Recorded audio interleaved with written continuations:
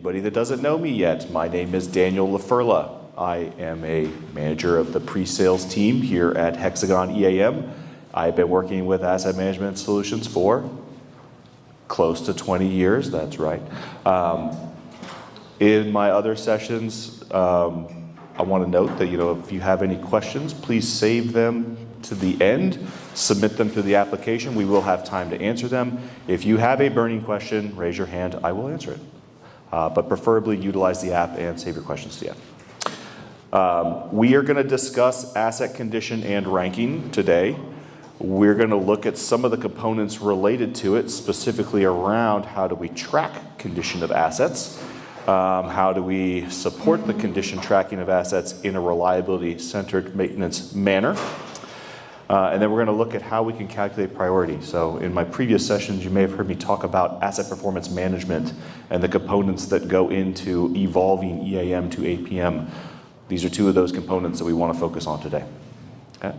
So we'll start by looking at what condition-based maintenance is, how it fits with the RCM model. We'll discuss determining condition and really how to calculate the useful life of your assets, because it's important once you start to calculate condition to know when an asset is going to reach the end of its useful life so you can plan for replacing it or repairing it or potentially refurbish it to extend its useful life. And then finally, we'll discuss calculating priority. This is going to be utilizing the ranking engine to calculate priority, but the ranking engine can be used to calculate other things as well, as we'll see. In the midst of this, I'm going to include two other topics that we'll cover as we get there, which is the performance formulas to identify bad actors. And then we're going to talk about condition monitoring, where you look at aspect points and inspection data to identify when an asset is trending towards failure. But first, I want to try something different that I do not normally do. I would like you to join me at Slido and conduct a brief survey. We'll have two of these. Just fun, no pressure, just fill out some answers, and we'll see if they start popping up here.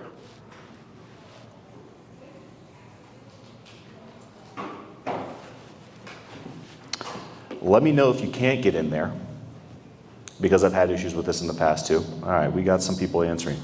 So the first question here is, what's your favorite pizza?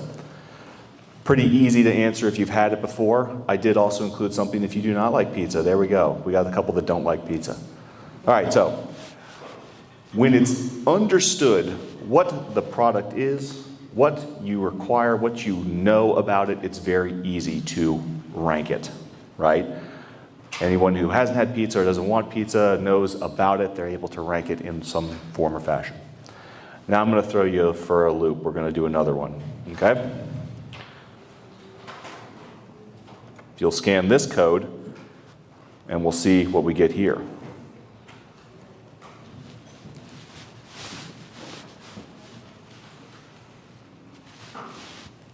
I'm actually kind of curious if I'll get any answers. Because it's very vague. All right, here's what we got. The question is, which asset is most critical to your operations? All right, we got a couple people that like pumps, generators, motors, the specific asset numbers that are up there.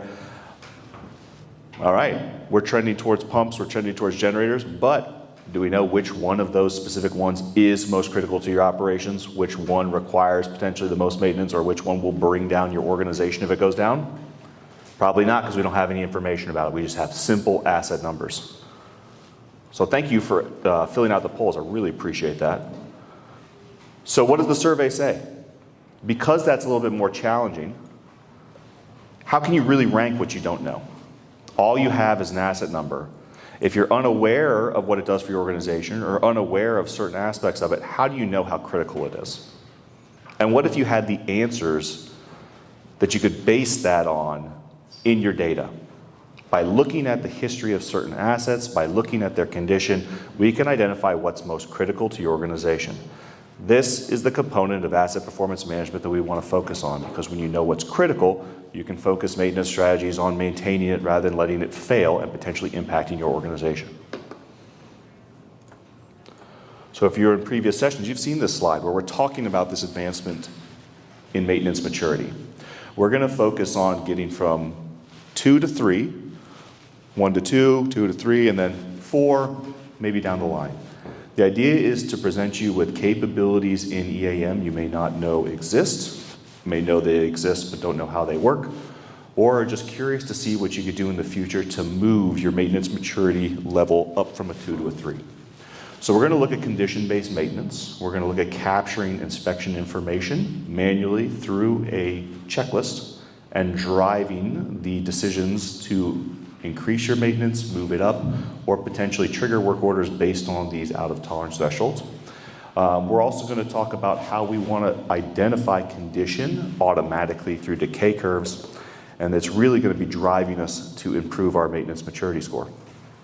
So in a previous session, I covered a couple of these slides, but I want to point out again, these are the strategies that are reliability focused. If we look at the asset strategy, reliability-centered maintenance strategy, condition-based maintenance, and predictive maintenance, there's a lot of topics that we may have covered throughout the day.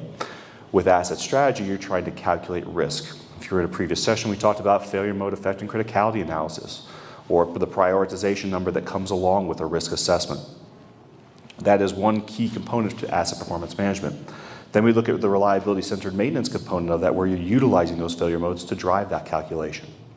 We look at condition-based maintenance, where we use rules engines and we determine the record tolerance to then determine if the asset is close to failing and what we need to do to prevent that failure. And finally, that all drives predictive maintenance, where once you understand what needs to happen, what's happened in the past, we can predict when it's going to fail again.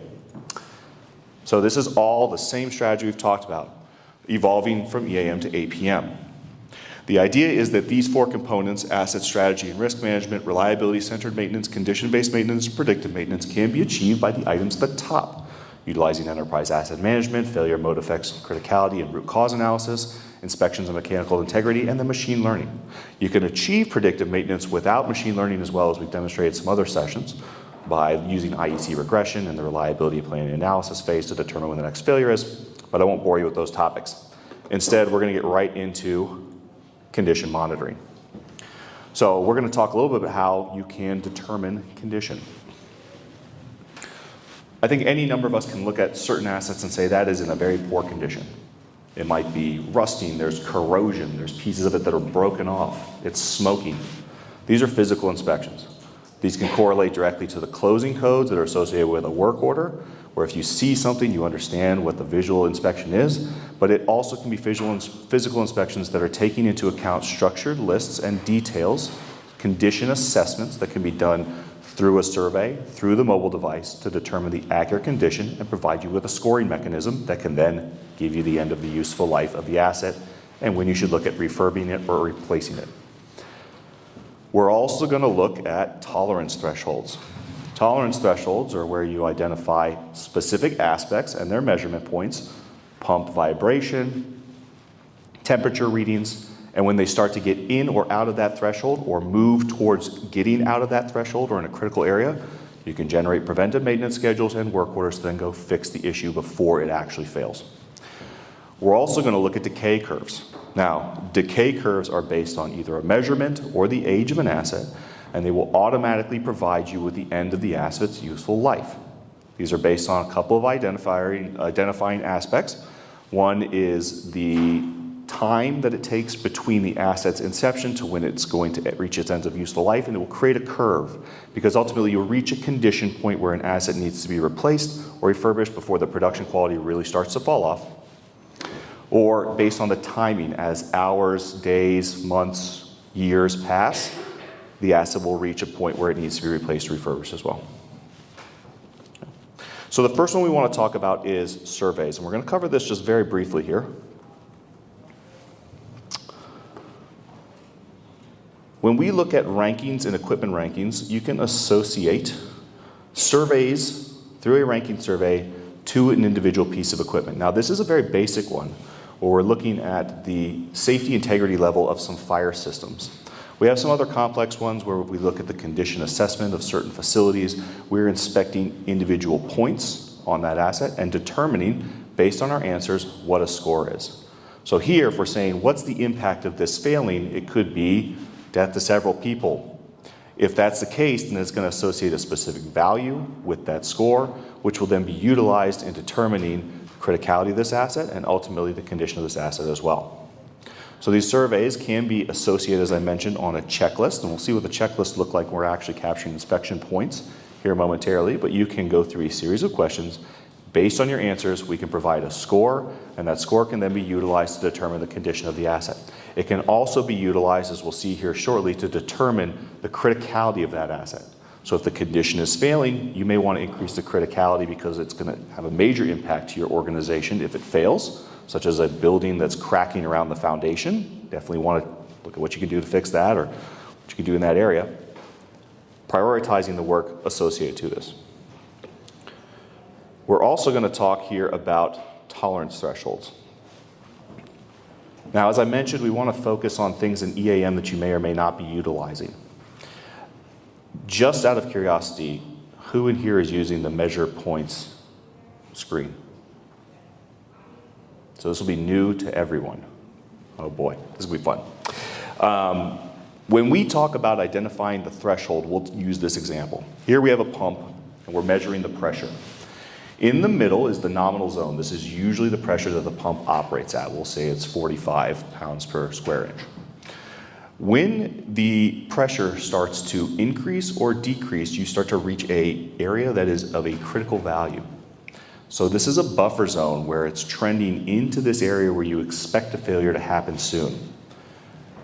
Using the information here, you can create a work order based on it moving higher in pressure or lower in pressure by utilizing the standard work orders, which of course are template work orders in EAM. So what this looks like is as the pump pressure increases over the course of days, you start to see that it's going to reach a specific point that's beyond 5%. And I apologize because my graphic has merged with this other color here, but this is within that buffer zone. At this stage, we're reaching the critical zone where we expect a failure. Now, what EAM can do in this standpoint is two things. First is linear regression.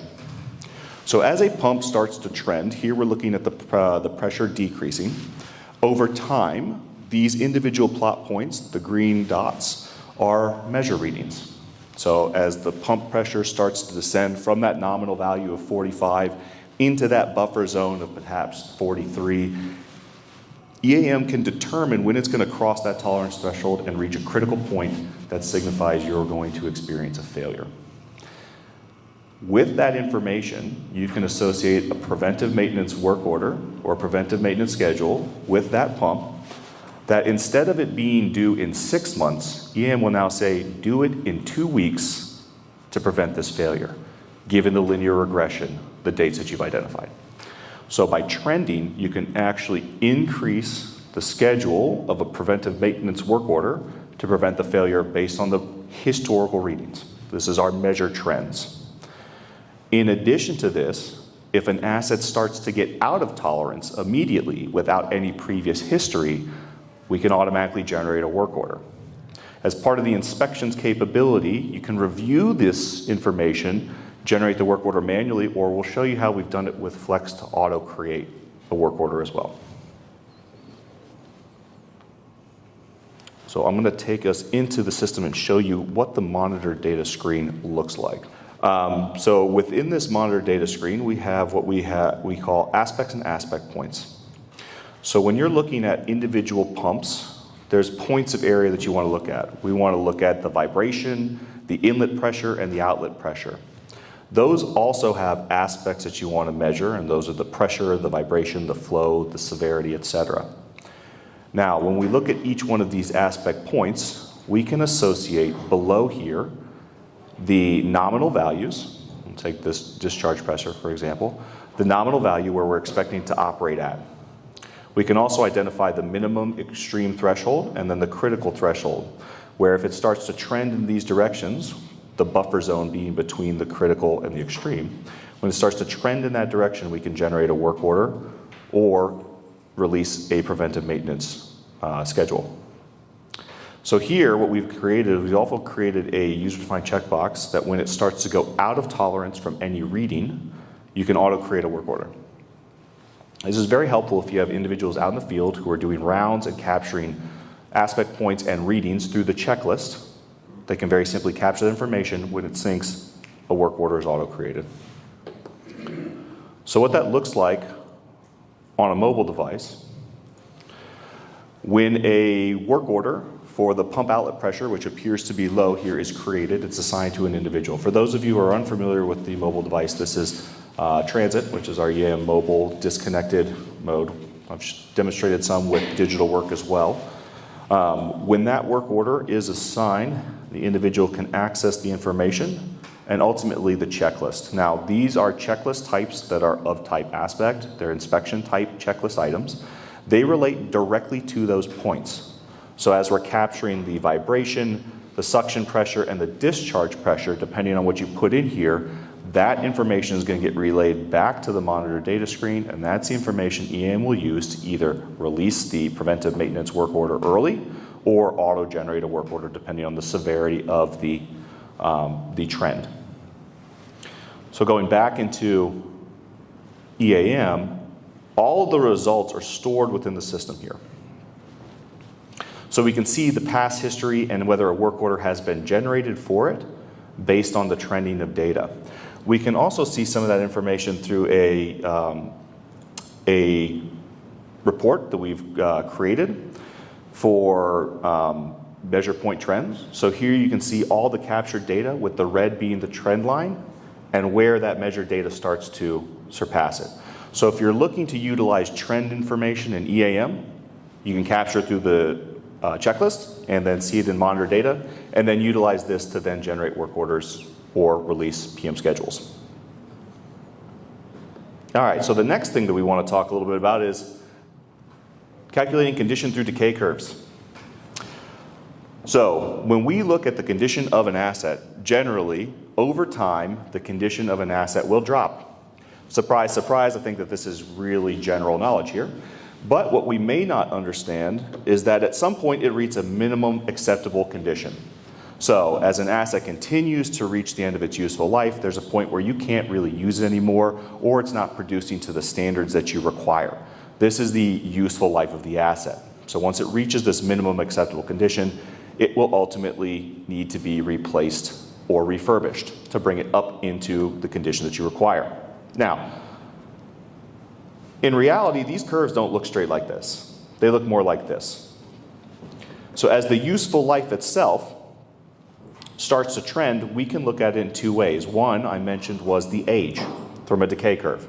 So as the age starts to drop, it reaches the end of the useful life area here in the center, and ultimately, that's when you want to replace it. We can also look at usage. So we have the current estimated condition at this stage based on the usage, because we understand the points. In the future, we can estimate the condition as well. And then ultimately, when we're going to be beyond the useful life and into the forecasted condition below the red line, which is our minimum acceptable condition. This is where we get an understanding of what the end of the useful life of the asset is. That is a very critical date because that will tell us from an asset investment planning perspective, as well as a maintenance and refurbishment perspective, when the asset needs to be repaired or replaced. So this will happen automatically. The same is similar for this useful life over time. That one generally is for a usage-based runtime hours. We'll demonstrate that in a minute.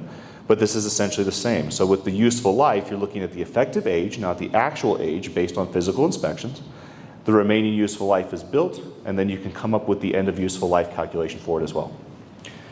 Now, I will not read through this because there's a lot here, but from a Markov chain perspective, it's the understanding that if you can calculate the probability that an asset moves from one condition to another, you can auto-create your decay curve. So it's much easier to enter, but much more difficult to calculate.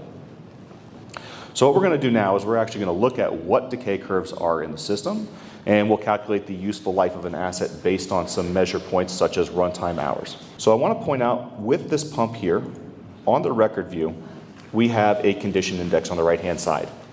You'll see that the end of useful life for this asset was actually ended 1.6 years ago. So we've obviously missed something, and this asset should have been replaced back then, but it hasn't been. If we look at another one, we can also see the end of useful life is coming up in 5.2 years. Both of these are based on usage decay curves. They're going to look at the number of hours the pump has run, not its lifespan. The hours it's run are going to be used as the input to determine when the end of useful life is. So this is all based on decay curves themselves.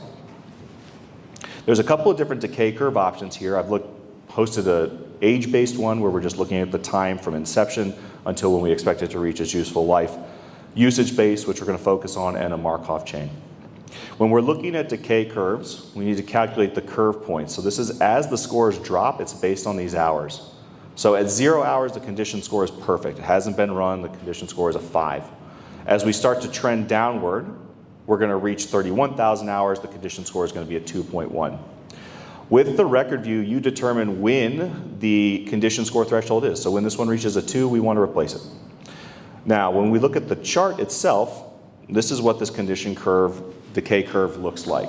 So as the hours themselves start to accumulate, the condition drops until it reaches that condition score, and that's when you know it's time to replace it. So a demonstration of what this will look like. So if we have meter readings for runtime hours, whenever we capture those, the system's going to look at the when it was captured and how much longer until we reach that condition curve. So I'm simply going to capture a meter reading here. We'll put it in as today, and we'll put it at 22,000 hours because we haven't done a reading on the runtime hours for this pump in a very long time. 22,000 hours. That's a fair amount for this, this pump. So when we have this information here, the next thing we're going to need to do is I'm going to review the useful life, but then I'm going to calculate the ranking values. We'll get into the rankings here in a second, but these can be auto-calculated. You don't need to do it manually. But what we'll see is we'll take into account that information now based on the time between when we last grabbed our meter reading and when we grabbed it now, the end of useful life has changed. So now we know that there's only 1.4 years of useful life instead of the 57, simply because we hadn't gathered enough measure points. So if you're doing this monthly, weekly, bi-monthly, yearly, etc., you're going to get good data to be able to accurately predict when your asset is going to reach the end of its useful life. This is especially helpful when you're trying to determine when this asset needs to be replaced. That's part of the asset investment planning scenarios that were discussed yesterday as well. So we're taking into account the condition. What this also looks like, is from a linear perspective, for those of you that might be in utilities, transit, or other industries where you have lengths, segmented lengths of assets, pipes, for instance, you can have a condition index at each segment. So you could know, for water main perspective, that from point A to point B, it is in very good condition because it's been recently replaced.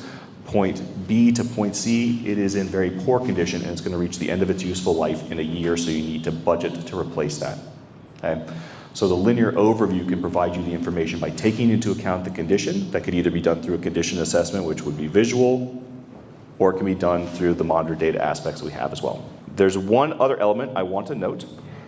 When we're trying to establish and evaluate the condition of an asset, we also want to look at a couple things related to how it performs. We can auto-calculate the performance of an asset based on inputs that you define. So if we're looking at how often this pump breaks down, how long it takes to repair, you can compare that with other like assets of a similar class. That is the performance details section that we see here. EAM has something called a performance formula. When you associate it to an asset or classes of assets, you can look and view a specific performance score. This performance score can be brought into your criticality ranking as well. So if you have underperforming assets, you want to prioritize the work that gets done against them, this can be utilized in the ranking engine and calculated.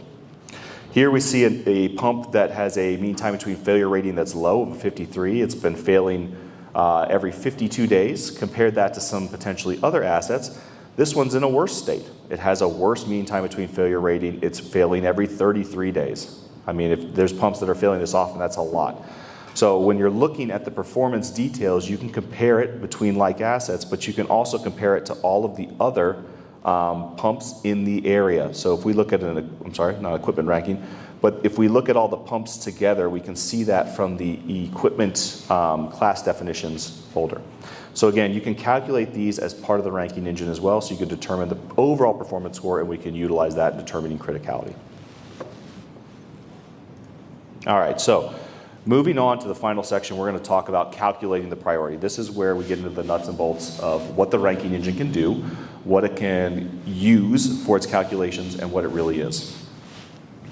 So the ranking engine is an algorithmic determination to put out a number of your criticality or other rankings that you'd like to utilize.